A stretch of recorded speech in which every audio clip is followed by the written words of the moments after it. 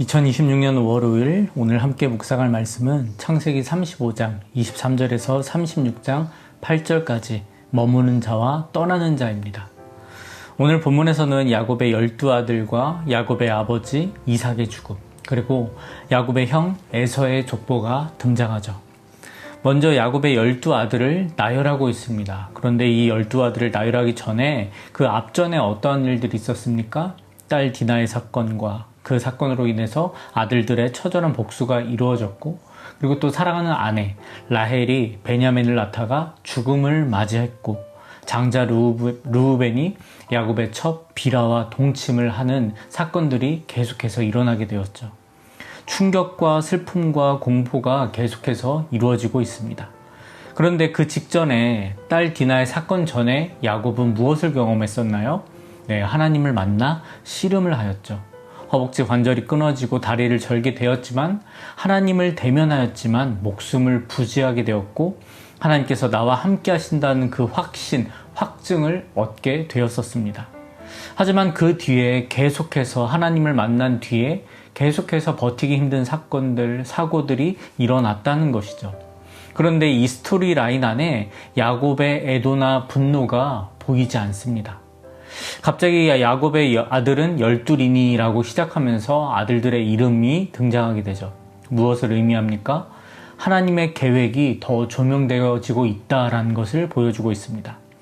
야곱의 개인의 서사보다 하나님의 계획이 더 강조되고 있음을, 이스라엘 민족의 기초가 야곱의 12아들들을 통해서 갖추어지고 있음을 우리에게 보여주고 있는 것이죠. 하나님께서 아브라함에게 약속하셨던 민족을 이루리라. 아브라함에서부터 이삭으로, 이삭에서 야곱으로, 그리고 야곱의 12아들들로 4대 만에 이스라엘 민족의 기초가 형성된 것을 말씀하고 있습니다. 무엇을 의미합니까? 개인의 서사가 아니라는 것입니다. 야곱은 야곱의 개인의 서사가 아니라 하나님의 역사를 말씀하고 계신 것입니다. 하나님의 계획하심 속에 나를 위해 하나님이 존재한 것이 아니라 하나님을 위해 내가 존재하고, 하나님께서 사람을 통하여, 나를 통하여, 택한 자를 통하여 일이 일어나고 있다는 것을, 이를 인도하고 계시다라는 것을 말씀하고 계신 것이죠. 상실과 혼란 속에서도 하나님의 약속은 신실히 지키고 계시다라는 것을 우리에게 보이고 있습니다. 그리고 나서 바로 누구의 족보가 나옵니까? 에서의 족보가 나옵니다.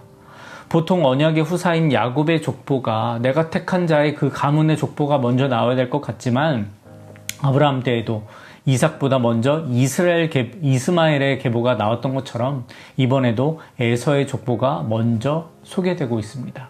주인공은 뒤에 등장하는 것이죠. 창세기를 보시면 여러 민족의 기원들이 등장합니다. 하지만 하나님께서 이끌고 가는 한 민족이 있죠. 아브라함, 이삭, 야곱, 그리고 이스라엘로 이어지는 12아들들로 통해서 이루어지는 이 민족. 이 한 라인을 따라가기 위해서 다른 라인을 먼저 소개하고 끝내는 것입니다. 어쨌든 에서의 족보는요, 내일 좀 더 살펴볼 예정이고요. 오늘은 6절에서 8절을 한번 집중해서 보도록 하겠습니다. 6절에서 8절을 세번역 성경으로 읽어드릴게요.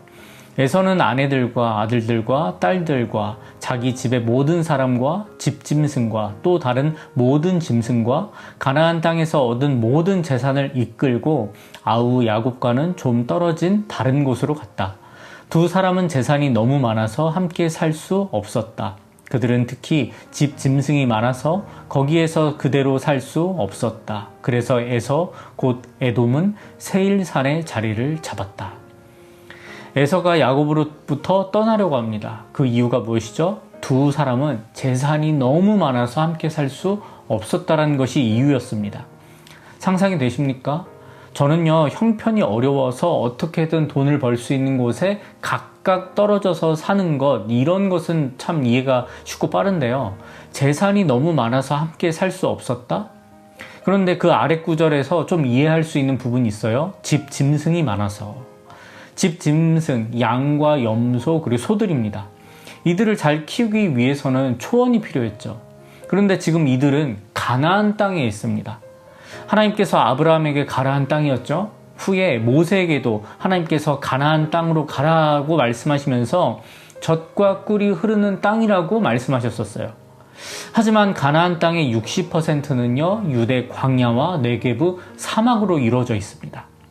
나일강이 흐르는 애굽이나 유브라데강이 있는 메소포타미아와는 달리요, 가나안은 비가 내리지 않으면 살 수 없는 땅이었어요. 그래서 가나안은 가만히 있어도 젖과 꿀이 흐르는 땅이다, 풍요로운 땅이 아니라는 것이에요. 하지만 하나님께서 왜 젖과 꿀이 흐른다 말씀하셨습니까? 하나님께서 함께하기 때문에 젖과 꿀이 흐를 수 있게 되는 것이죠. 하나님께서 때에 맞게 비를 내려주신다면 젖과 꿀이 흐르는 땅이 되는 것입니다. 하나님과 함께하면 되는 것입니다. 가나안에서 목축업을 한다? 에서의 머릿속에는요, 더 이상은 진도가 나가지 않는 것이었어요. 계산할 수 없었던 겁니다. 나도 동생 야곱도 너무 부유해요. 이것을 계속 유지하고 키워나가기 위해서는요, 이곳은 부적합하다라는 결론이 나왔던 것이죠. 그래서 에서는요, 세일 산지로 강수량도 아주 풍부하고 자원도 풍부한 그곳으로 가게 된 것입니다. 그리고 야곱은 그 땅에, 척박한 가나안 땅에 남게 되죠. 세상의 논리로 에서가 정말 잘한 것이고요. 에서는 잘했습니다. 그리고 야곱은요, 틀렸죠. 세상의 관점으로 봤을 때는. 그런데 하나님의 관점에서는 어떻습니까? 에서가 틀리고 야곱이 맞다라는 것입니다. 가나안은요, 하나님께서 아브라함에게, 이삭에게 대대로 언약하신 언약의 땅입니다. 에서도 야곱도 그곳에 머물러야 했습니다. 하지만 에서는요, 더 넓은 곳으로, 더 살기 좋은 곳으로 떠났습니다. 세상의 관점에서는 너무나 당연한 것이죠. 하지만 하나님의 약속에서 멀어지는 것이었습니다. 야곱은 어떠했습니까? 척박해도 하나님의 약속의 자리에 머물렀습니다. 사랑하는 성도 여러분, 척박해도 하나님의 약속의 자리에 머무르시기 바랍니다. 야곱, 정말 좋은 것을요, 잘 찾았던 사람이고 좋은 것을 가장 잘 알았던 사람이에요. 야곱처럼 욕심 많은 사람도 아마 없었을 겁니다. 갖고 싶은 거 가져야 되는 사람이 바로 야곱이었습니다. 하지만 이제 그렇지 않죠? 척박해도 하나님의 약속의 자리에 지금 머무르고 있습니다. 삶이 척박하십니까? 그래도 오늘 그 자리에 계시기 바랍니다. 그런데 척박한 그곳이 하나님의 약속의 자리라면, 하나님이 머물러 하신 그곳이라면 그곳에 계시는 것이 맞습니다. 척박한 가나안에 머물러 있던 야곱은요, 결국 어떻게 됩니까? 온 땅의 주인이 되었어요. 오늘 하나님께서 우리가 서 있는 곳을 물으십니다. 비록 지금 내 삶의 자리가 좋고 힘들지라도 그곳이 주님이 머물러 하신 곳이라면 가장 복된 자리임을 기억하시기 바랍니다. 나의 환경보다 하나님의 약속을 더 굳게 붙드시기 바랍니다.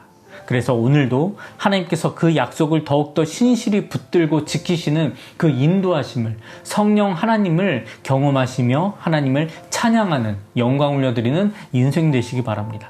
그 축복된 하루 속에, 승리하는 하루 속에 주님을 마음껏 경험하시고 영광 올려드리는 저와 여러분 되길 축원합니다. 기도하겠습니다. 전능하신 하나님, 오늘도 말씀으로 하루를 시작하게 하시니 감사드립니다. 하나님께 영광 올려드리는 삶 되기 원합니다.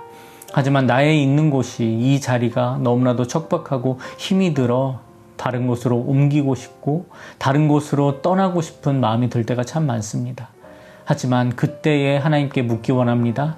내가 있는 곳이 하나님께서 함께 하시는 거룩한 땅인지 다시 한번 물으며 나아가게 하여 주시옵소서. 세상의 관점에서 하나님과는 멀어지는 그런 삶을 택하는 것이 아니라 하나님과 가까워지는 삶을 더욱더 신뢰하며 순종하는 그 자리를 경험케 하여 주시옵시고, 성령 하나님, 우리 사랑하는 성도들을 더욱더 붙들어 주시고 더욱더 하늘의 영광으로 나아갈 수 있는 우리 성도들 될 수 있도록 인도하여 주시옵소서. 척박할지라도 하나님과 함께하는 그 소망을 품고 살아가게 하여 주시옵시고, 오늘의 삶 가운데에서 그 소망이 이루어지는 역사를 경험하는 우리 성도들 될 수 있도록 인도하여 주시옵소서. 그렇게 인도하여 주실 줄 믿사오며 감사드리며 예수님의 이름으로 기도드립니다. 아멘.